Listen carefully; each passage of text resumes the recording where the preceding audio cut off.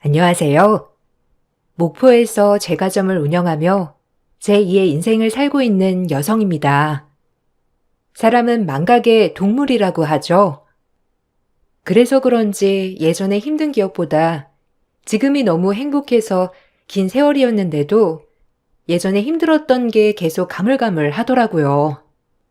늘 지치고 늘 허덕이며 살았는데 요즘은 여유를 찾아서 욕심을 내려놓고 사니 한결 마음이 편안하더라고요. 역시 사람은 흘러가는 대로 욕심 없이 살아야 하는 게 맞다는 걸 뼈저리게 느끼고 있는 중이에요. 지금부터 전 제가 겪었던 이야기를 한번 써볼까 해요. 가난한 집에서 커오면서 이건 아니다 싶어 악착같이 공부했고 서울로 상경하여 좋은 대학을 다녔어요. 그런 전 늘 부모님의 자랑이었는데 대학생 때 갑작스레 아버지가 돌아가신 뒤 실질적 가장이 되었고 남들 다 하는 미팅조차 해보지 못한 채 성적이 집착하여 장학금과 학생과외 아르바이트를 하며 졸업을 하였답니다. 그리고 어떻게든 좋은 회사에 취직하여 혼자 계신 엄마의 살림살이를 보태야 했어요. 결혼이란 건 제 인생에 정말 꿈꿀 수도 없다고 생각하였죠. 그렇게 일에만 빠져서 살게 되었고, 그래서 남들보다 승진도 빨랐답니다. 그로 인해 월급도 동기들보다 훨씬 많이 받았는데, 다 나가는 돈이 훨씬 많았어요. 하지만 그런 저에게도 사랑하는 사람이 생겼고, 그 남자와 사계절을 다 겪어본 뒤 결혼을 하였답니다. 결혼을 하고 보니 남편은 그닥 책임감이 강한 사람은 아니었지만 제가 선택한 남자이니 행복하게 살아야지라는 생각이 가장 강했어요. 오늘은 등 안 아파? 자기 요새 물류창고에 물품 많아서 힘들어 했잖아. 내가 등 마사지 좀 해줄게. 여기 누워봐. 언제까지 이러고 살아야 하는 건지. 진짜 앞날이 아득하다. 돈 버는 것도 참 고달프고, 이렇게까지 해서 벌어야 하나 싶고. 당연하지. 이렇게 사지 멀쩡해서 그래도 일이라도 할 수 있는 게 얼마나 감사하고 행복한 건데. 좋게 생각해. 남들은 일하고 싶어도 못하는 사람들이 얼마나 많은 줄 알아? 자기는 그래도 몸 건강하잖아. 그게 최고의 재산이야. 남들은 부모가 집도 해주고 차도 사주고 앞날을 열어준다는데 너나 나나 참 부모 복 없어서 이렇게 악착같이 사는 거 보면 진짜 어떻게 이럴 수 있나 싶기도 한 요즘이야. 어디서 진짜 돈벼락 같은 거 안 떨어지나 몰라? 남들은 돈도 쉽게 벌던데. 아저씨, 그런 생각하다가 대머리 돼요. 지금 그냥 우리 이렇게 사는 것만으로도 감사하게 생각하자. 그래야 마음이 편하지. 남편은 늘 현실에 불만이 많은 사람이었는데 본인이 노력하기보단 항상 어디선가 돈이 그냥 생겨나길 바랬고 늘 그런 식으로 힘들게 일하길 싫어했어요. 그런 그를 달래면서 간신히 회사를 보낼 때가 한두 번이 아니었고 이건 남편이 아니라 아들 하나를 키우는 것 같은 느낌도 들더군요. 그리고 그런 저에게도 정말 꿈 같은 일이 벌어졌습니다. 알고 보니 저희 아빠가 예전에 물려받은 재산 중 하나 땅이 급속도로 개발이 되어 보상을 받게 된 것이에요. 한참을 생각지도 않았던 땅이었는데 저희 엄마와 저에게 이런 꿈 같은 일이 펼쳐진 것만 같았고 정말 얼떨떨 하더라고요. 전 그렇게 갑작스레 돈방석에 앉게 되었답니다. 엄청 많은 돈은 아니었지만 지금 저희에겐 담비 같은 돈이었고 그래도 그 돈 덕분에 훨씬 더 윤택하게 살 수 있게 되었어요. 대박이다. 장인어른이 그래도 너랑 장모님한테 진짜 큰 거 하나 해주신 거네. 와. 말로만 듣던 땅 보상을 우리가 받다니. 그러게, 진짜 나도 몰랐어. 그래도 엄마 노후에 편하게 사실 수 있게 한 것 같아서 지금 너무 뿌듯해. 엄마 관절도 안 좋으신데 매일 신문 배달하시는 거 마음 아팠거든. 이제 온전히 쉬실 수 있게 되었잖아. 그거 하나만으로도 진짜 행복하다. 자기, 그래서 말인데, 나 이참에 회사 그만두고 가게 하나 차릴까? 솔직히 나 회사 생활 안 맞잖아. 자기도 나 맨날 물류센터에서 짐 옮기고 힘들게 나르고 하는 거 마음 아파하기도 했고. 이제 내가 이런 일을 왜 해야 해? 자기가 있는데. 뭐? 갑자기 가게를 한다고? 한 번도 사업 구상 해본 적도 없으면서 갑자기 무슨 사업을 하겠다는 거야. 생각해보자. 그리고 돈 이렇게 막 쓰고 싶지 않아. 일단 엄마 노후 자금하고 좀 아껴두고 싶어. 자기 진짜 뭐 잘할 수 있을 때 그때 생각하자. 아니, 평상시에도 하고 있던 생각이야. 나 진짜 남 밑에서 일 못한다니까? 내가 이렇게 수명이 확 줄어도 너 괜찮겠어? 남편은 제가 땅 보상을 받았다고 하자 본인이 사업을 좀 해보면 안 되냐고 하더라고요.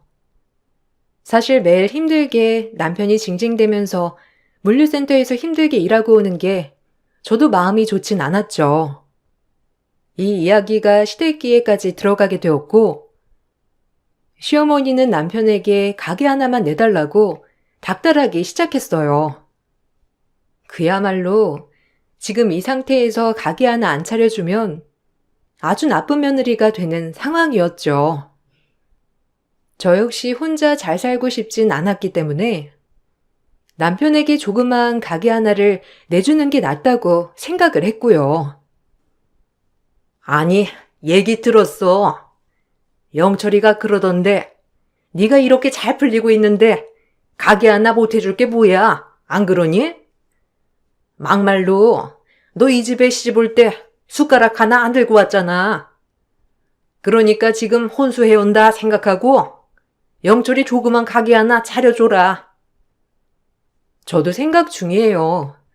그리고 결혼할 땐 저도 그렇고 영철 씨도 서로 많이 어려워서 다 생략한 거잖아요. 이제 와서 뭘. 이제 와서 따지는 게 아니라 그냥 그렇게 생각하면 네 마음이 편해질 것 같아서 그러지. 요새 핸드폰 매장이 그렇게 잘 된다고 하더라. 아무리 우후죽순 생겨난다고 해도 그 생겨나는 게 이유가 있는 거래. 그러니까 잘 생각해봐. 그래, 자기야. 그래도 내가 뭐라도 해야지. 맨날 힘들게 일해서 자기까지 힘들게 하면 좋겠어? 제발 긍정적으로 생각해 주라. 나 진짜 내일도 물류센터 갈 생각하면 앞날이 캄캄해서 그래. 이러다 가로로 쓰러지는 거 아닌가 모르겠어. 그 정도라니까. 알겠어. 근데 잘 알아본 거야? 요즘에 사기도 많고 휴대폰 가게들이 너무 많아서 자기가 잘할 수 있을지도 걱정이야. 나도 자기 힘든 것보단 오히려 힘 안 든 게 좋아. 근데 너무 갑작스러워서 그래. 일단 조금 더 알아보고 신중히 결정하자. 아, 돈만 있으면 다 되는 건데 뭘 신중히 결정하자는 거야. 난 마음 굳혔어. 내가 하겠다는데 왜 그래? 투자만 해줘. 그래. 넌 투자만 하면 되는데 뭘 자꾸 생각을 해보겠다고 하는 거니? 막말로 네가 결혼해서 잘 풀리게 된 거잖아. 그렇게 전 남편이 원하는 휴대폰 가게를 하나 차려주었어요. 다행히 친정엄마 또한 그 돈으로 남편에게 가게를 해주는 것을 적극적으로 환영하시더라고요. 아무래도 결혼할 때 아무것도 못 해주신 게 마음에 남았는지 이렇게라도 가게 하나 해주는 것도 나쁘지 않다고 하시는 것 같아서 엄마에게 고맙기도 하고 미안하기도 하더라고요. 돌아가신 지 꽤 되었지만 그래도 아빠가 남겨준 유산인데 이런 식으로 쓰는 것 같아 말이에요. 그럼에도 불구하고 엄마는 제 마음을 참 편하게 해 주었습니다. 그리고 모든 유산을 제 앞으로 해주셨고, 그런 엄마에게 한사코 됐다고 했지만, 엄마는 그동안 제가 혼자서 힘들게 대학도 가고 취직도 하고 결혼도 하고 한 것이 못내 마음이 아팠는지 그러라고 하셨어요. 그래서 전 더 엄마를 잘 돌봐드려야겠다고 생각했고요. 그래, 이서방 가게 하나 해줘라.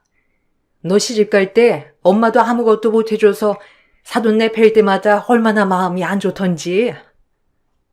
이 김에 이서방 기도 펴고 그렇게 지금 하는 일 힘들어 한다며. 그러니까 원하는 거 하나 해주면 너도 기분 좋고 얼마나 좋으니. 뭘 못 해줘. 각자 형편에 맞게 하는 거지. 그리고 나도 그렇게 따지면 영철 씨네한테 받은 거 하나도 없는데 뭘. 너무 그렇게 죄책감 가질 필요 없어, 엄마. 영철 씨 가게는 나도 생각해보고 있으니까 너무 걱정하지 마세요. 알겠죠? 그래도 그게 아니야. 두고두고 너희 시어머니가 아무것도 안 해왔다고 마음속으로 생각하실 수도 있어. 그러니까 이왕 좋은 게 좋은 거라고. 이서방 잘 되면 다 너 잘 되는 건데 이서방이 원하는 대로 그 휴대폰 매장 하나 해줘. 나도 이서방 좀 떳떳하게 보고 싶어서 그래.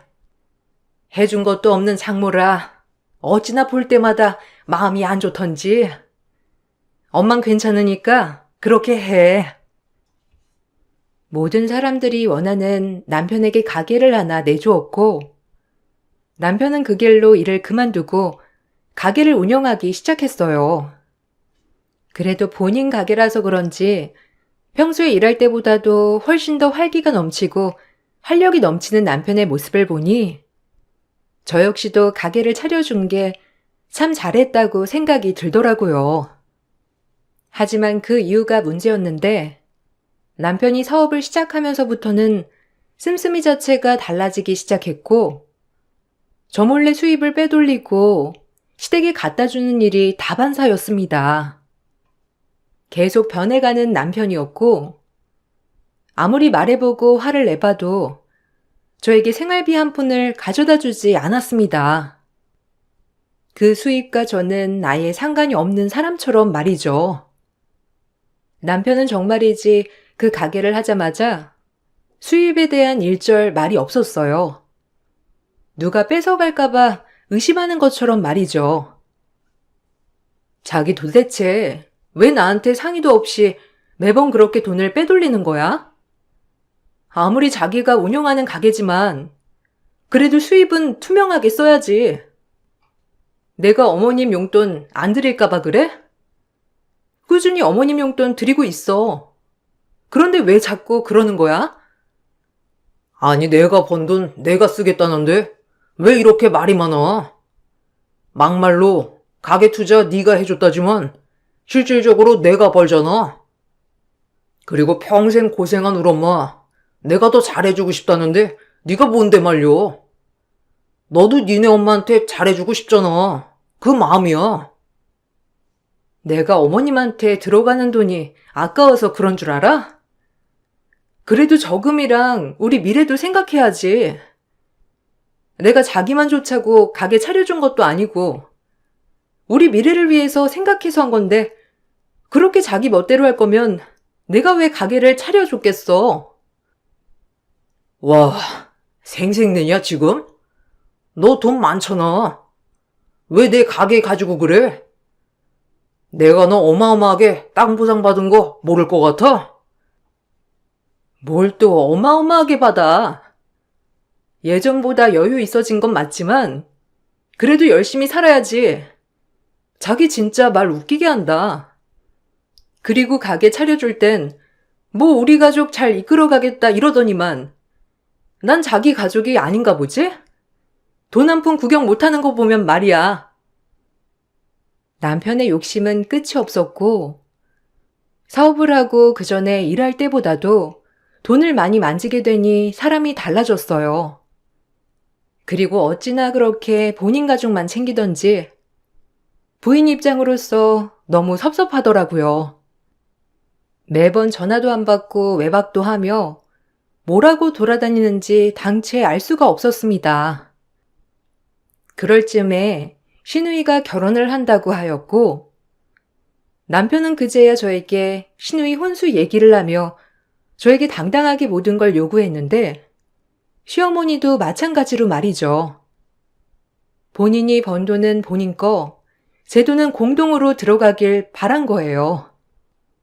솔직히 하나밖에 없는 시누이에게 혼수해주는 거 어려운 건 아니었지만 그 태도들이 저를 열받게 하더라고요. 지연이 결혼한대.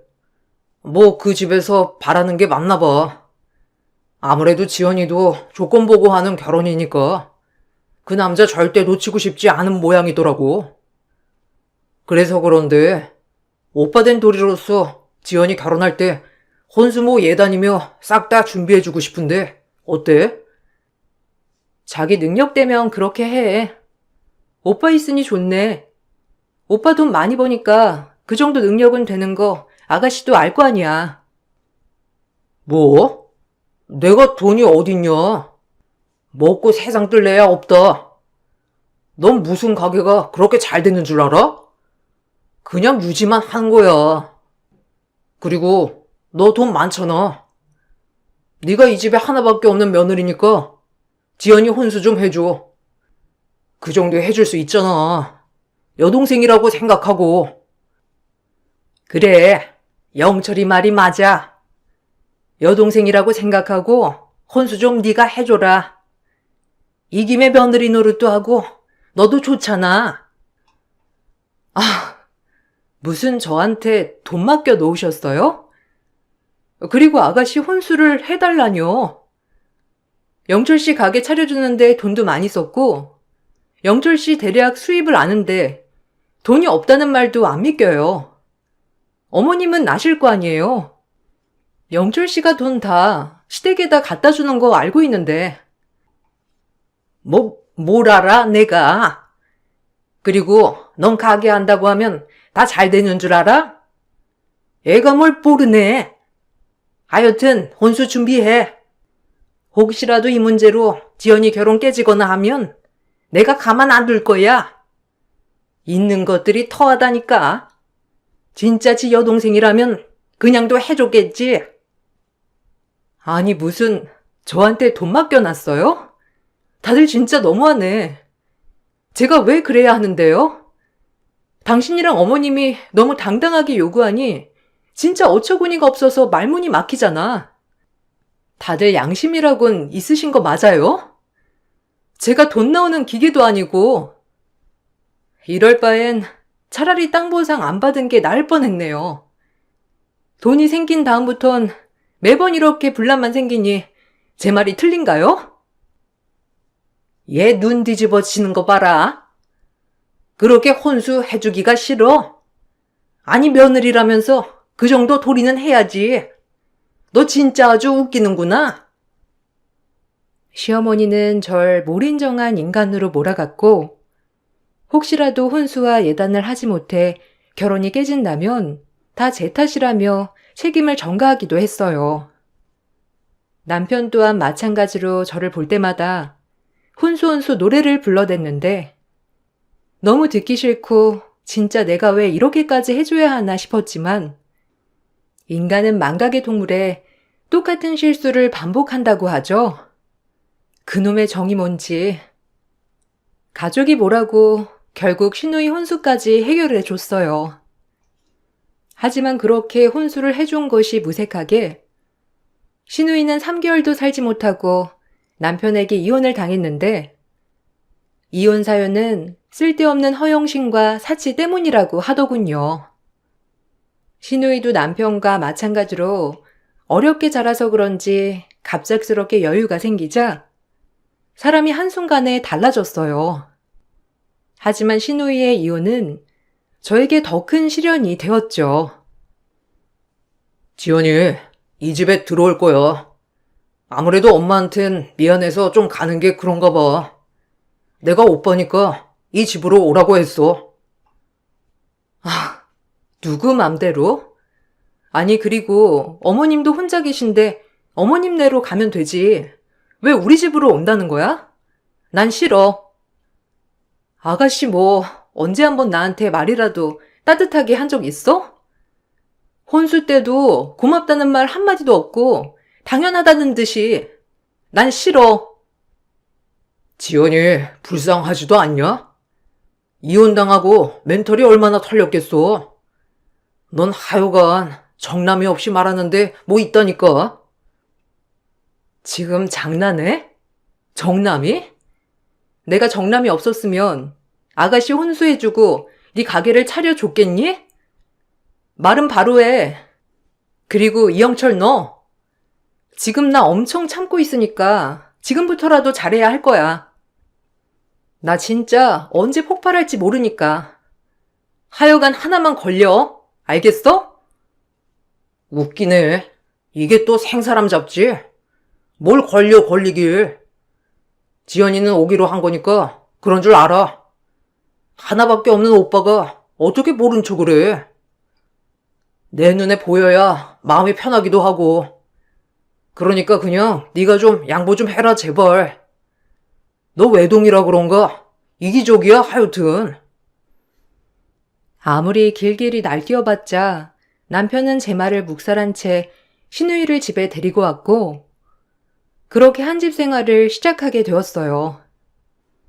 가까이서 본 신우이는 생각보다 더 사치스러웠고 일은 하지도 않으면서 매번 남편이 주는 용돈을 탔으며 쇼핑에 마사지에 욜로족처럼 살아가더라고요. 그 모습을 보니 참 알만하다 싶었고 전 늘 일을 하면서도 신우이 뒷바라지까지 해야 했어요. 신우이는 이것을 당연하다는 듯이 생각했고 같이 살게 되면서 오히려 감정이 더욱더 악화가 되기 시작했는데 제 화만 더 커졌죠. 언니, 지금 와요? 나 배고픈데. 오늘 수제비 좀 해줘요. 아니, 집에 먹을 게 너무 없더라고. 배달은 양이 너무 많고. 그래서요? 아가씨가 해 먹어요. 나 지금 일하고 왔는데 지금 수제비까지 해달라는 거예요? 먹고 싶음 직접 하세요. 제가 어떻게 해요, 요리를. 해본 적이 없는데. 저 오늘 하루 종일 굶었으니까 언니가 좀 해줘요.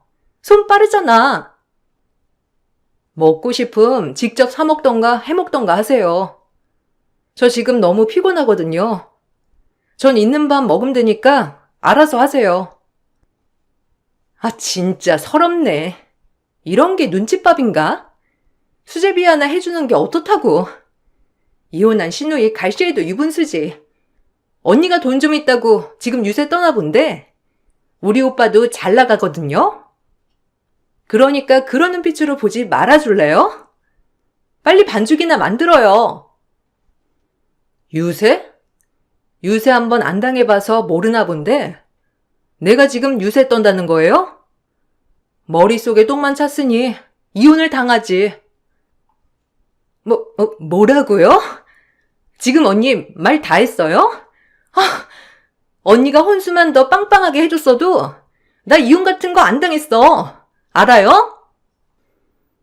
신우이는 그렇게 저에 대한 불만을 토로하면서 남편에게 전화를 해 울면서 일부러 들리게 제욕을 하더라고요. 모든 게 잘못 돌아가고 있다고 생각했고 돈으로 인해 갑작스럽게 변한 시댁 그리고 그걸 오롯이 감당해야 되는 나 정말 힘들었어요. 한참을 그렇게 남편과 통화를 한 뒤 방문을 쾅 닫고 들어가는 신우이를 보자 화가 부글부글 끓더라고요. 아니나 다를까 전화를 끊자마자 남편은 저에게 전화를 걸어 또 한 번 저에게 상처를 주고 말았는데 정말이지 전 와이프가 아니었어요. 지금 지연이가 이혼하고 상황이 어떤지 알면서 꼭 그래야겠어? 하여튼 넌 너밖에 모른다니까. 애 마음이 어떻겠어?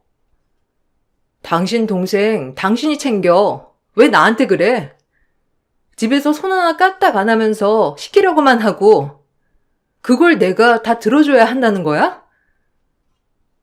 당연하지. 지금 어떤 상황인지 몰라서 그래? 애 마음이 어떻겠냐고. 이혼하고 일부러 아무렇지 않아 하는 거 안 보여?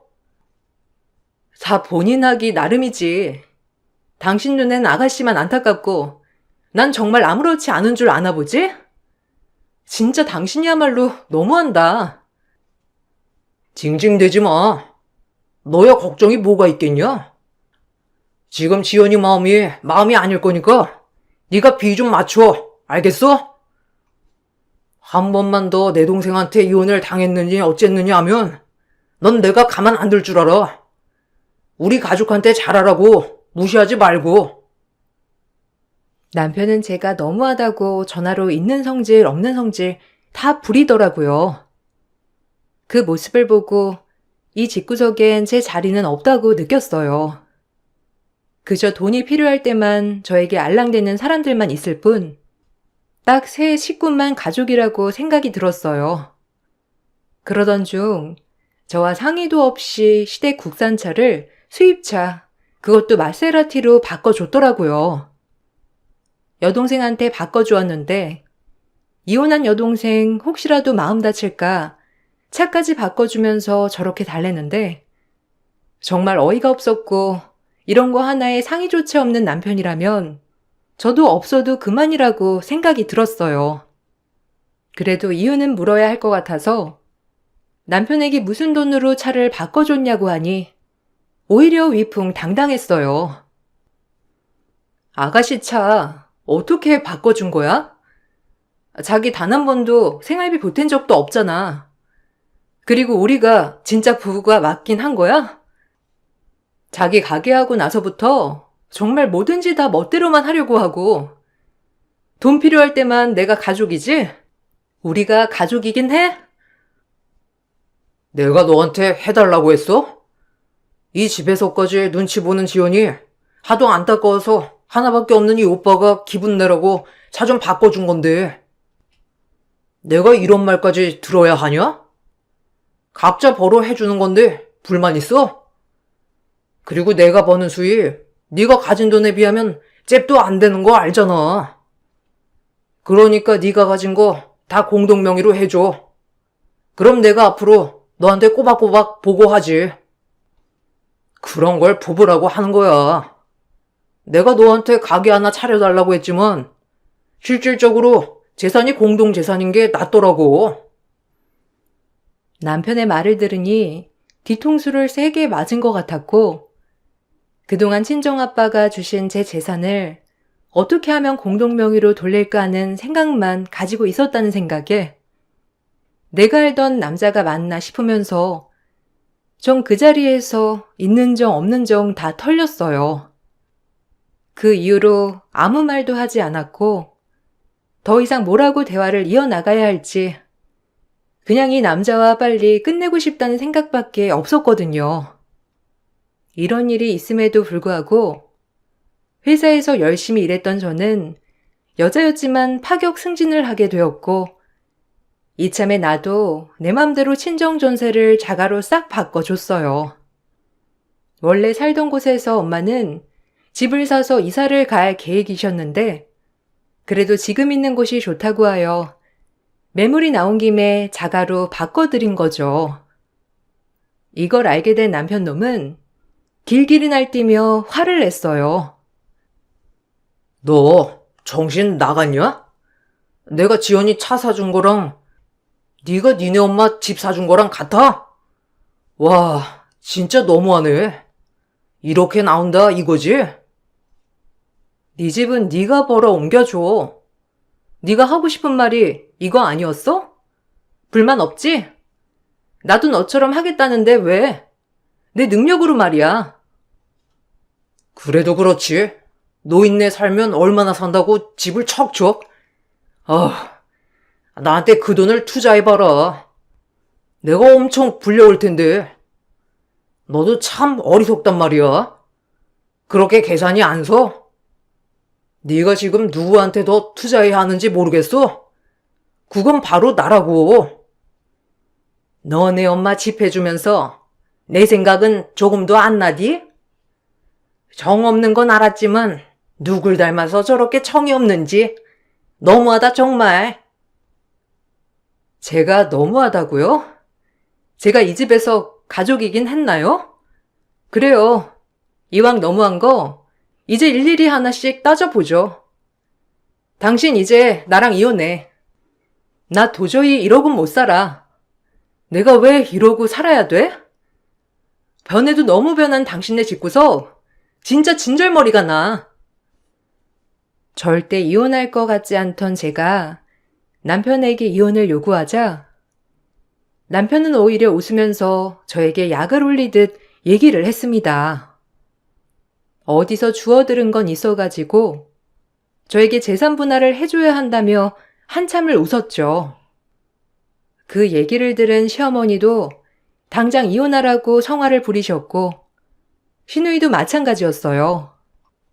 제가 생각했던 모든 것들이 다 맞아 떨어지는 순간이었고 역시나 전 가족이 아니었죠. 이혼? 네가 먼저 하자고 했다. 그래, 좋아. 깔끔히 갈라서. 대신 재산 분할 확실하게 해줘야 하는 거 알지? 내가 아는 형님이 이혼하면서 재산 분할 때문에 마누라한테 돈을 얼마나 뜯겼는 줄 알아?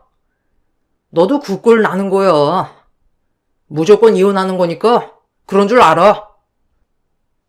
어머, 이게 웬 떡이니? 그래, 잘 됐다, 잘 됐어. 지 재산 저렇게 움켜쥐고 있는 것도 기분 나빴는데 애초에 딱 가르고 갈라서. 우리 아들은 충분히 새 출발할 수 있지 뭐. 일머리 있겠다, 잘생겼겠다. 이제 돈도 많이 생길 건데 세장가 충분히 가고도 남지. 넌 어쩌니? 나이만 먹고 쭈글쭈글 해줘서는. 네가 말한 거 한 입으로 두말하지 말고 절대 지켜라. 무조건 이혼이야, 둘은. 그래, 이참에 확 이혼해버려. 지가 뭐라고 저렇게 대단하게 굴어? 아주 웃기고 앉아있다 정말. 오빠, 당장 법원으로 가.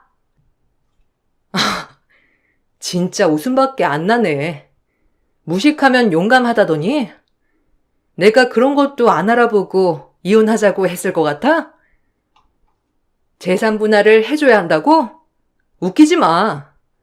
내 재산은 상속된 거기 때문에 특유 재산이야. 분할이 안 되는 재산이라고. 제가 웃으면서 재산이 분할되지 않는다고 하자 남편은 갑자기 어이없어 하면서 아니라고 우기더라고요. 그리곤 씩씩거리며 밖에 나갔다가 변호사에게 상담을 받고 돌아와서는 갑자기 저에게 무릎을 꿇더군요. 남편이 무릎을 꿇자 시댁 사람들도 어리둥절해하며 무릎을 꿇었고 저렇게 말했다곤 상상이 가지 않을 정도로 비굴하게 구는데 전 참 고소했습니다. 아니 여보, 내가 실성했어. 아까 네가 이혼하자고 하니까 진짜 급 욱해가지고. 미안해. 난 너밖에 없는 거 알잖아. 그동안 그렇게 뻣뻣하게 나한테 돈 한 푼 안 주면서 내 돈만 뜯어내려고 하고 내가 이혼하자고 하길 기다렸지? 그리고 애초에 이혼하면 재산 분할할 생각이었던 거야. 내가 너를 모르겠니? 영악한데 멍청한 것. 참 예전엔 이런 게 순수하다고 생각했는데 지금은 진짜 멍청하기 짝이 없다. 됐어. 아까 니네 가족들이 나한테 한 막말 다 녹음해놨어. 법원에서 만나. 예, 아가, 미안하다. 내가 요새 갱년 기자니? 오락가락해. 그러니까 우리 이번에 한 번만 참고 넘어가자. 가족끼리. 가족? 웃기고 있네. 내 자리나 있어 거기에? 아니 끼고 싶지도 않아. 구질구질 이씨 가족. 법원에서 보자고. 아줌마한테도 막말로 인한 소송 걸 거니까 어디 한번 개털 대보라고. 그리고 당신 핸드폰 가게 정리할 생각해. 내 돈 들어간 거 다 뺏어올 거니까. 전 소송을 준비해 나갔고, 역시나 제 재산은 상속 재산이기 때문에 특유 재산으로 분리되어 따로 분할은 없었어요. 남편과 시어머니 그리고 시누이에게 당한 녹음본을 토대로 정신적 피해 보상 위자료도 받을 수 있었어요. 여기까진 빠르게 소송이 진행되었지만 남편에게 차려준 휴대폰 가게에 대한 투자금을 회수하는 것에서 소송이 오래 걸리더라고요.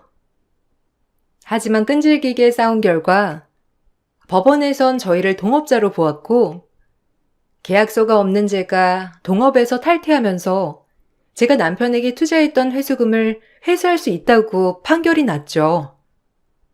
어리석은 남편은 저와 이혼 후 모든 걸 잃고 말았던 거예요.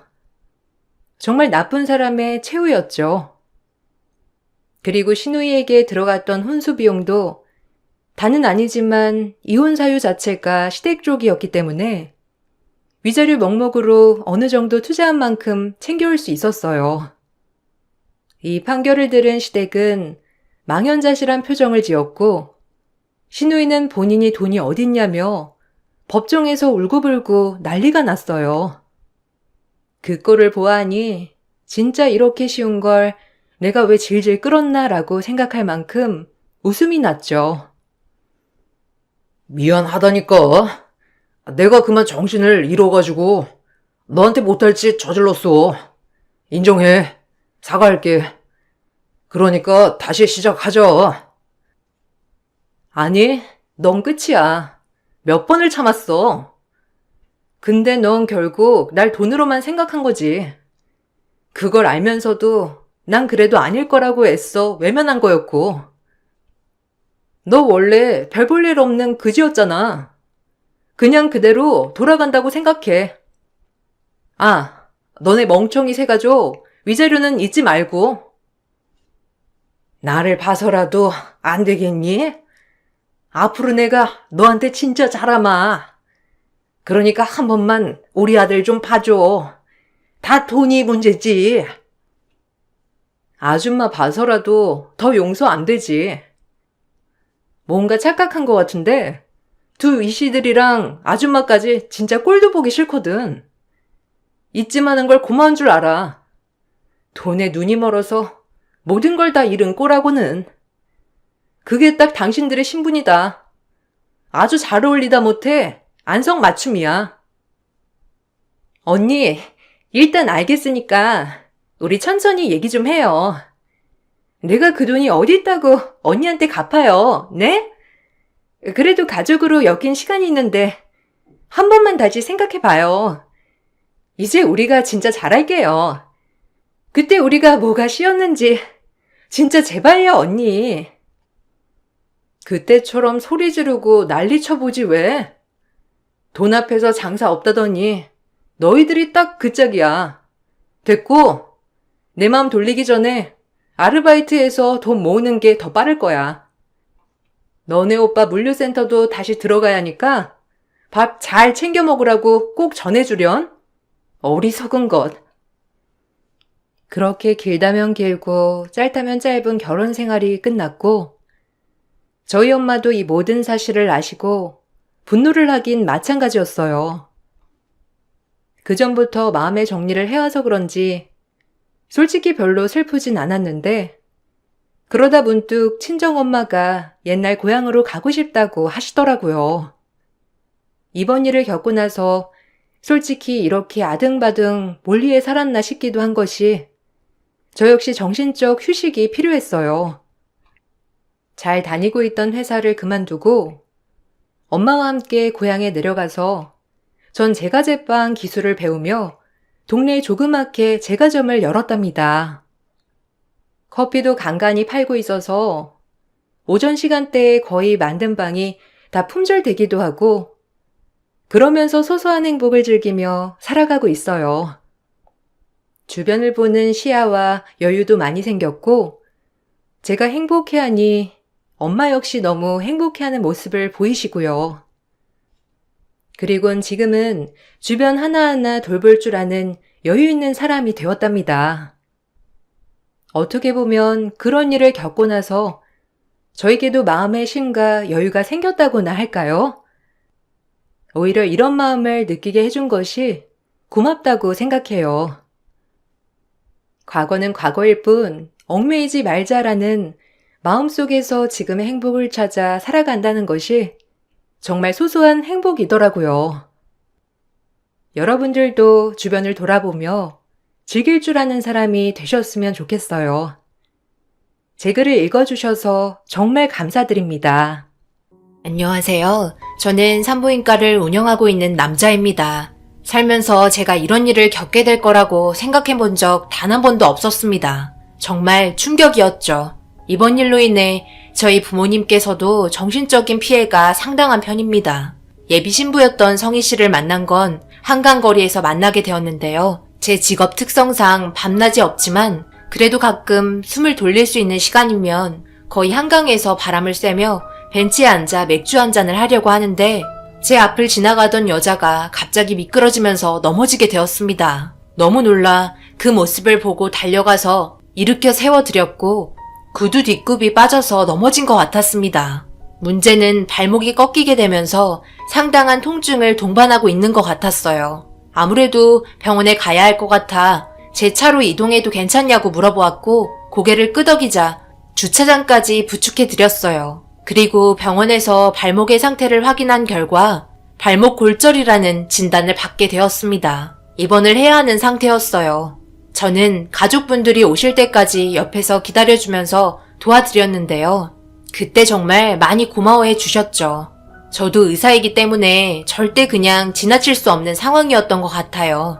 그렇게 그녀의 부모님이 와주셨고 나중에 식사라도 대접해드리고 싶다며 괜찮다는 말에도 그녀의 어머님께서 계속해서 제 전화번호를 원하고 계시길래 어쩔 수 없이 전화번호를 알려드렸습니다.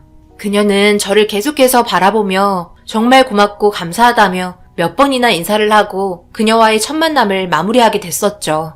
저에게 꼭 전화한다며 발목이 괜찮아졌을 때 처음 만난 장소인 한강에서 다시 보기로 약속을 하게 되었습니다. 그렇게 제 머릿속에서 잊혀질 때쯤 그녀에게 정말 전화가 왔어요. 때마침 저는 머리를 식히려고 한강에 가고 있는 중이었죠. 그녀도 한강으로 나오겠다며 처음 만난 장소로 약속을 잡게 되었어요. 하루 종일 일에 찌들어 있었기 때문에 몰골이 말이 아니었지만 인사차 얼굴 한번 보고 끝날 거라 생각했죠. 그런데 다시 만났을 당시 생각보다 대화가 잘 통했었고 자리를 옮겨 그때 못했던 맥주 한 잔을 하게 되었어요. 전혀 예상하지 못했던 상황에서의 만남이 제 인생을 순식간에 바꿔놓을 거라 생각하지 못했어요. 대화도 잘 맞았고 아무래도 처음 만난 것 자체도 심상치 않았기 때문에 제 머릿속에 완전히 각인이 되었던 것 같아요. 그렇게 한두 번 만남을 가지다 보니 결국 저희는 연인 사이가 되었습니다. 제 직업 특성상 시간이 많이 나지 않았어요. 이 부분에 대해서 많이 배려해주고 있었습니다. 거의 모든 부분을 제 스케줄에 맞추어 주었어요. 그녀는 일이 좀 프리한 편입니다. 카페를 운영하고 있는데요. 직원분들이 몇 분 계시기 때문에 개인적인 시간을 잘 활용할 수가 있었습니다. 우리 만난 지 이제 1년 정도 되었는데 결혼에 대해서 생각해 봤어? 아무래도 내가 나이가 좀 있다 보니까 자기 생각도 궁금해서 우리 부모님께서 만나고 있는 여자가 있다고 하니까 엄청 궁금해 하시더라고. 아, 만남이 있으면 결혼에 대해서 생각 안 할 수는 없지. 나도 어느 정도 생각은 하고 있었어. 그런데 우리 좀 빠르지 않나? 이제 1년 만났는데 서로에 대해서 많은 걸 알지 못하잖아. 몇 년은 더 만나보고 그때 결정했으면 하는데 성희 씨는 결혼에 대해서 아직 확실하게 결정하지 못한 것 같았어요. 연애한 기간이 1년밖에 안 돼서 더욱더 조심하려고 하는 부분들이 있었죠. 그때 제가 아차 싶었습니다. 제가 너무 조급했던 것 같았어요. 그래서 한동안 결혼 얘기는 일절 꺼내지 않았습니다. 제 나이가 40대 초반이고 성희 씨는 나이가 30대 중반 정도 되었어요. 나이 차이가 꽤 있는 편이었죠.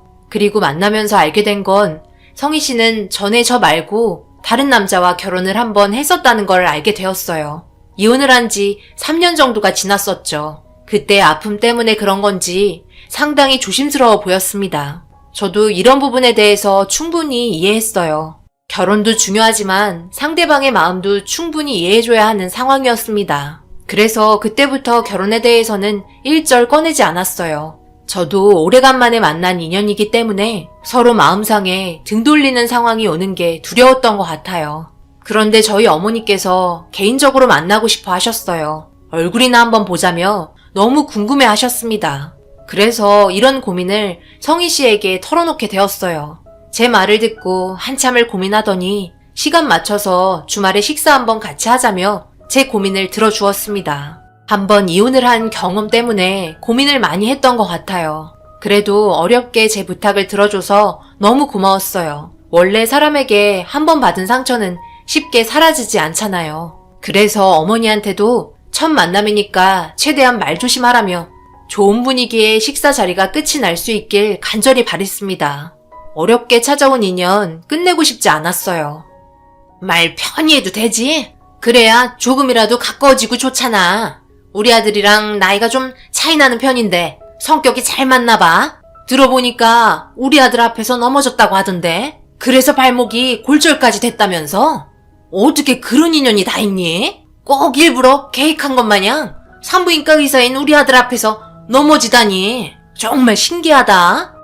넘어진 거랑 그게 무슨 상관이에요. 사람이 넘어지는 것도 상대방이 의사인지 아닌지 직업 따져가며 그 앞에서 넘어져요? 이 자리는 그냥 가볍게 서로 얼굴 보며 인사하는 자리 아니었어요? 이러려고 자리 만들어달라고 한 거 아니죠? 성희 씨한테 불편한 질문은 삼가해 주세요.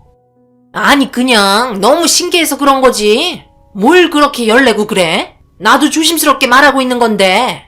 나는 속에 있는 말도 못하니? 서로 속 시원하게 알고 싶은 거 다 말해야 뒤탈이 없는 거야. 알겠어? 갑자기 분위기가 이상하게 흘러가려고 하자 성희 씨는 웃으면서 어머니께서 물어본 질문에 답해 주었어요. 분명 마음에 상처받았을 텐데 전혀 내색하지 않고 감정이 상할 수도 있는 말들도 침착하게 하나하나 설명해 나갔습니다. 그리고 이혼하게 된 결정적 이유가 뭐냐고 물어보자 한참 동안 말을 못하더니 서로 이해관계가 부족해서 어쩔 수 없이 이혼하게 되었다는 말을 꺼내게 되었습니다. 아픈 기억 뭘 그렇게 들춰내려고 하는 건지 듣고 있는 내내 제가 가시방석에 앉은 기분이었어요. 아무리 어머니라고 해도 더 이상은 듣고 싶지 않아 제가 자리에서 박차고 일어나려고 하는 순간 성희 씨가 제 손을 꽉 잡고 있었습니다. 그리고 저를 진정시켜 주었어요. 하지만 성희 씨와의 결혼은 절대 하지 못할 거라는 거 짐작할 수 있었습니다. 어느 누가 저희 어머니같이 깐깐하고 속에 있는 말 숨기지 못해 직설적으로 가시가 있는 말들 내뱉으면 누가 좋아하겠어요. 어느 누구라도 고개 절레절레 흔들며 다 도망가죠. 예전에도 지금 상황이랑 비슷한 경우가 있었어요. 그때도 어머니께서 마음에 들지 않는 몇 가지의 단점이 있었는데 그걸 가지고 집요하게 물고 늘어지면서 사람 피를 말릴 정도로 정신적인 스트레스를 주었었죠. 그래서 결국 결혼하지 못했었고 그때 이후로 단 한 번도 여자를 만난 적이 없었습니다. 만나고 싶지도 않았었죠. 그런데 또다시 제 인생을 가로막으려고 하는 것 같아 기분이 좋지 않았습니다. 하지만 침착하게 어머니의 말에 모든 걸 받아주는 성희 씨의 모습을 보며 이 여자랑 결혼하고 싶다는 마음이 더욱더 커졌어요. 단 한 번도 기분 나빠하지 않았습니다. 제가 여태껏 봐왔던 여자들과는 전혀 달랐어요. 보통 기분 나쁘게 몇 번씩 얘기하면 받아치는 말투도 달라지고 결국 등 돌리기 마련인데 처음 웃으면서 대화할 때와 식사 자리가 끝날 때까지 한결같았습니다. 그렇게 숨이 막힐 뻔했던 식사 자리가 끝이 나고 어머니께서는 다른 약속이 있다며 먼저 자리를 떠나셨어요. 마지막으로 가시기 전에 하셨던 말은 저에게 귓속말로 성희 씨 성격은 마음에 든다는 말이었어요. 그래도 좋게 봐주셔서 다행이었지만 성희 씨는 어떻게 생각하고 있는지가 제일 문제였습니다. 보통 여자들 같은 경우 앞으로 시어머니가 되실 분이 저희 어머니처럼 나오신다면 누가 좋아하겠나요? 그래서 진지하게 물어봤어요. 앞으로의 미래를 함께 할 수 있냐고요. 미안해. 처음 인사하는 자리에서 많이 놀랐지? 우리 엄마가 원래 속에 있는 말을 숨기지 못하셔. 워낙 직설적으로 얘기하시는 분이셔서 당황했지? 내가 대신 사과할게. 내가 이렇게 화가 나는데 자기는 어떡했어. 과거 일까지 모두 얘기했잖아. 괜찮아. 그냥 궁금해서 이것저것 물어본 것 같으시던데? 내가 뭐 잘못한 것도 없는데 숨길 필요는 없지. 성격도 좀 와일드하신 편이셔서 그렇지 마음은 따뜻한 분이신 것 같아. 그래도 나 오늘 어머님 감정 상하게 해드리지 않고 말 잘한 것 같지? 앞으로 우리 결혼하게 될지도 모르는데 어머님께 점수 좀 딴 것 같아? 저에게 이런 여자를 또다시 만날 자신이 없었습니다. 그래서 그날 결심했죠. 무슨 일이 있더라도 결혼하겠다고요. 그때부터 성희 씨에게 제가 해줄 수 있는 모든 걸 다 해줬어요. 얼굴에 항상 웃음만 가득할 수 있게 최선을 다해 노력했고 결혼하고 싶다는 제 의사를 확실하게 전달하게 되었습니다. 하지만 성희 씨는 결혼 얘기만 나오면 얼굴에 그늘이 졌고 확실한 답을 주지 않았습니다. 어느 정도 기다리면 되는 건지 아니면 아예 결혼 생각은 없고 연애만 할 건지 제 계획은 원래 빨리 결혼해서 안정된 가정을 꾸리는 게 목표였는데 차질이 생기면서 40대가 되어버렸죠. 결혼하고 싶은 사람이 앞에 있는데 마음처럼 되지 않으니 얼마나 속이 타겠어요. 그런 마음 잘 이해한다며 조금만 더 시간을 갖자고 하더라고요. 그래도 여태까지 혼자로 살아왔는데 길어봤자 얼마나 기다리겠어 생각하며 참고 있었죠. 성희 씨도 결혼하고 싶다고 얘기했어요. 조심할 뿐이라며 저에 대해 조금 더 알길 원했습니다. 그렇게 저희가 만난 지 2년이라는 시간이 흘렀고 3년이 접어들 때쯤 마지막이라고 생각하며 다시 한번 조심스럽게 결혼에 대해서 진지하게 대화를 이어나갔어요. 성희 씨는 자기랑 정말 결혼하고 싶냐고 재차 물어봤고 이혼이라는 부분에 대해서 저희 부모님이 괜찮게 생각하냐며 진지하게 되물었을 때 아무 문제 없다고 얘기했습니다. 그렇게 3년차 될 때 결혼하자는 제안을 받을 수 있었습니다. 그리고 양가 부모님 모여 상견례도 진행하게 되었어요. 정말 하루하루가 행복했었습니다. 저도 이제 한 가장의 아빠가 될 테고 제가 사랑하는 여자의 자식을 제 손으로 받을 수 있다는 게 너무나 행복했었죠. 어차피 결혼에 대해서 말이 나온 만큼 모든 걸 빠르게 진행하였고 올해 12월에 결혼식을 하게 되었었죠. 그런데 모든 게 순조로울 것만 같았던 날들에 뜻하지 않은 사건이 발생이 되기 시작했어요. 어머니의 간섭이 날이 가면 갈수록 심해지기 시작했어요. 제가 전혀 알지 못한 상황에서 좀 일찍 퇴근하게 돼서 성희 씨 카페에 들어가려고 주차장에 차를 주차했는데 저희 어머니와 단둘이 대화를 하고 있더라고요. 그런데 성희 씨가 고개를 푹 숙이고 있고 어머니는 삿대질을 하고 있었습니다. 나는 아직까지 너를 믿지 못하겠어. 솔직히 계획적으로 접근했지? 분명 얘기하는데 어떻게 그 타이밍에 우리 아들 앞에서 넘어질 수 있는 거니? 내가 아무리 생각해봐도 이해할 수가 없다. 너 말고도 다른 여자들 수도 없이 우리 아들한테 작업 들어왔는데 그거 내가 다 잘라냈어. 산부인과 의사 아들이라고. 넌 보는 여자들이 얼마나 많은 줄 알아? 너도 분명 다르지 않을 거야. 별의별 수법으로 작업 거는 여자들 많이 봤지만 너처럼 그런 식으로 접근한 여자는 정말 처음이다. 어디 이혼녀 주제에 우리 아들을 함부로 넘봐? 하도 결혼하겠다고 난리치니까 내가 지금 참고 있는데 결혼하면 뭐 달라질 것 같지? 바뀌는 거 절대 없다. 시집살이 감당할 자신이 있으면 이 결혼 계속해서 진행하고 그렇지 못할 것 같으면 지금이라도 늦지 않았으니까 뒤돌아보지 말고 우리 아들이랑 헤어지거라. 그리고 너 이혼 한번 했으니까 처녀는 아니잖아? 결혼할 거면 중고니까 고쳤어야 할 거 아냐. 우리 아들한테 수술 좀 받아야겠다. 꽃잎 수술이랑 이쁜이 수술이라고 있으니까 그거라도 해라. 그러니 결혼 신중하게 했어야지. 생각 없이 하니까 이런 꼴 나는 거다. 네가 이혼녀만 아니었어도 내가 이렇게까지 안 나오지. 혹시 너 불임이라서 이혼한 건 아니지?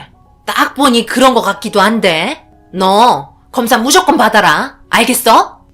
어머니, 지금 뭐 하시는 거예요? 성희 씨라는 데까지 찾아와서 무슨 말을 그런 식으로 하세요? 제가 듣자 하니까 너무 화가 나서 도저히 참을 수가 없네요. 너는 왜 이런 말을 고개 숙이고 듣고 있는 거야? 어머니 없이도 결혼할 수 있으니까 여기에서 어머니와 제 인연 끝내기로 해요. 두 번 다시 얼굴 보고 싶지 않아요. 그동안 뒤에서 이런 식으로 계속해서 저 결혼 못하게 행동하셨어요? 아들 인생 망치니까 좋아요? 내가 사랑하는 여자랑 결혼하겠다는데 왜 엄마가 난리인데요? 산부인과 의사면 뭐 좀 되는 것 같아요? 이럴 바엔 그냥 의사 때려치우고 평범하게 사는 게 낫겠네요. 성희 씨는 고개를 떨군 채 눈물을 흘렸어요. 엄마라는 사람이 아들이 잘 되길 바라고 뒤에서 응원해줘야 하는 거 아닌가요? 제 가슴이 찢어질 정도로 너무 아팠습니다. 단 한 번도 어머니께 큰 소리로 제 감정 폭발시킨 적 없었어요. 그런데 이번만큼은 절대 용서할 수가 없었습니다. 어머니께서 많이 당황하셨는지 제 손을 잡으며 용서를 빌었지만 어머니의 손을 뿌리치고 성희 씨를 제 차에 태우고 조용한 곳으로 향했어요. 이동하는 동안 창밖을 쳐다보며 하염없이 눈물을 흘렸습니다. 그런 모습을 보니 제 마음이 너무 아팠고 미안하다는 말밖엔 할 말이 없었어요. 그렇게 한적한 곳에 차를 세우고 성희 씨의 마음이 진정이 될 때까지 기다려 주었습니다. 한참을 아무 말 없이 눈물을 닦으면서 자신의 마음을 진정시키고 있었어요. 그리고 어느 정도 진정이 되었는지 저를 쳐다보며 어렵게 말을 꺼냈습니다. 성희 씨가 꺼낸 말은 정말 충격이었죠. 저에게 꽃잎 수술을 받겠다며 어머니의 제안을 받아들이겠다고 충격적인 말을 꺼냈습니다. 그런 말 귀담아 듣지 말라니까. 그런 거 할 필요 없어. 그냥 살면 되지. 그런 걸 왜 해? 아무리 내가 산부인과 원장이라고 해도 자기한테 그런 수술을 시키고 싶지 않아. 나는 그냥 있는 그대로의 모습을 좋아한다고. 어머니는 자기한테 수치심을 주고 싶어서 그런 거야. 귀담아 듣지 마. 나는 절대 하지 않을 거고, 그리고 우리 엄마 없어도 결혼할 수 있어. 결혼식 얼마나 남았다고 이런 식으로 사람을 기분 상하게 하는 거야. 다시는 얼굴 볼 생각 없으니까 마음 풀고 잊어버려. 알겠지? 어머님이 결혼할 생각 있으면 수술하라고 얘기하시잖아. 불임인지 아닌지 검사도 받아보라고 하셨어. 그토록 어머님께서 원하시는 거 해드릴 테니까 산부인과 예약 좀 잡아줘. 보여주면 되잖아. 나도 이제 지친다. 성희 씨는 모든 걸 포기했는지 엄마가 하라는 대로 모든 걸 진행하려고 하는 것 같았어요. 절대 안 된다고 했지만 눈물을 흘리면서 쓴웃음을 지으며 어머니께 전화를 하더라고요. 핸드폰을 뺏으려 했지만 밖으로 나가서 통화를 했고 산부인과 예약을 잡아달라며 저에게 부탁을 했습니다. 그래서 저는 간단한 진료만 하는 걸로 하자며 상황을 대충 마무리 지었어요. 절대 어머니께서 원하는 방향으로 하고 싶지 않았습니다. 그렇게 성희 씨 집에 바래다주고 부모님 집으로 향했어요. 엄마는 많이 당황했는지 자리를 피하려고 하시길래 아버지께 좀 전의 상황을 전부 이야기했습니다. 아주 난리가 났죠. 어떻게 그런 행동을 할 수 있냐는 말에 한 번 이혼한 여자는 두 번, 세 번 확인해 봐야 한다며 우리 아들은 아직 장가도 못 간 새 제품인데 성희 씨는 한 번 갔다 왔기 때문에 중고 물품 아니냐면서 이혼 한 번 한 걸 엄청 불길하게 생각하셨죠. 아무래도 불임이 확실한 것 같다며 진료를 받는 게 나쁜 건 아니지 않냐고 되려 소리치면서 어차피 진료받는 거 꽃잎 수술하는 게 뭐가 나쁜 거냐는 어이없는 말들을 계속 늘어놓기 시작하셨어요. 그 말에 저는 더 이상 듣고 싶지 않아 만약 성희 씨가 불임이 아니라는 판정을 받으면 절대 가만두지 않을 거라고 소리치고 나왔습니다. 그리고 스케줄이 없는 날을 잡아 성희 씨가 저희 병원에 방문했어요. 어둡게 그늘진 얼굴 표정을 하고 있었습니다. 그리고 뒤이어 어머니도 병원으로 들어오셨죠. 그리고 성희 씨는 검진 가운으로 옷을 갈아입은 상태로 진료실에 들어왔습니다. 성희 씨를 바라보며 이렇게까지 해야 할 필요 없으니 그만하자고 했지만 아무 말 없이 눈물을 흘리고 있었어요. 그리고 저에게 그동안 미안했다고 얘기하더라고요. 저와는 더 이상 만날 수 없을 것 같다며 몇 번을 생각해봐도 이 결혼은 이루어질 수 없다고 파혼하길 원했습니다. 그러더니 제 앞에서 성희 씨는 가운을 내렸고 저는 충격적인 상황을 겪고 말았어요. 너무나 큰 충격에 빠져있던 저는 아무 말도 하지 못했어요. 믿을 수 없었고 그동안 제가 사랑했던 여자의 실체를 확인할 수 있었던 거죠. 성희 씨는 성전환 수술을 한 여자였습니다. 아이를 가질 수 없다는 걸 알고 있기 때문에 저에게 모든 걸 털어놓기 시작했어요. 처음 만났을 때 그때부터 저를 좋아하게 되었지만 연인 사이가 되면서부터 얘기하고 싶어도 말을 할 수 없었다면서 미안하다고 용서를 빌기 시작했어요. 자기도 법적으로 여자인 건 맞지만 아기를 가질 수 없기 때문에 이루어질 수 없다는 말을 이어나가기 시작했어요. 너무나 큰 충격에 뭐라고 말을 이어나가야 할지 몰랐습니다. 분명 저를 보며 눈물을 흘리는 사람은 여자인데 남자였다고 생각하니 제 마음이 너무 복잡했어요. 어떻게 받아들여야 할지 몰라 혼란스러웠고 성희 씨는 벗은 상태로 계속해서 눈물을 흘리고 있었습니다. 일단 저도 이 상황을 정리하기 위해 성희 씨에게 다가가 가운을 다시 입혀줬어요. 그리고 제 눈에서도 눈물이 흐르기 시작했습니다. 제가 해줄 수 있는 말은 미안하다는 말 외에는 아무 말도 할 수가 없었어요. 3년을 함께 지내오면서 잠자리 한 번 가진 적 없었고 그녀가 그런 걸 별로 원하지 않았기 때문에 결혼 전이라서 그런가 보다 생각했었죠. 하지만 다른 이유가 있었네요. 저를 바라보며 너무 사랑했다고, 그래서 끝까지 말하지 못한 점에 대해 미안하다며 파혼 위자료는 전부 보상해주겠다고 얘기한 후 성희 씨는 밖으로 뛰쳐나갔습니다. 그동안 숨긴 건 잘못인 건 맞지만 여자로 생각하며 만나왔던 추억들이 잊혀지지가 않아 너무나 큰 충격에 한동안 아무것도 할 수가 없었습니다. 남자가 여자로 변한 모습을 처음 봤지만 정말 3년 동안 단 한 번도 눈치챈 적은 없었어요. 어머니께선 산부인과를 뛰쳐나간 성희 씨를 보며 자기가 말한 대로 불임 맞냐고 물어보셨고 저는 아무 말 없이 고개를 끄덕였습니다.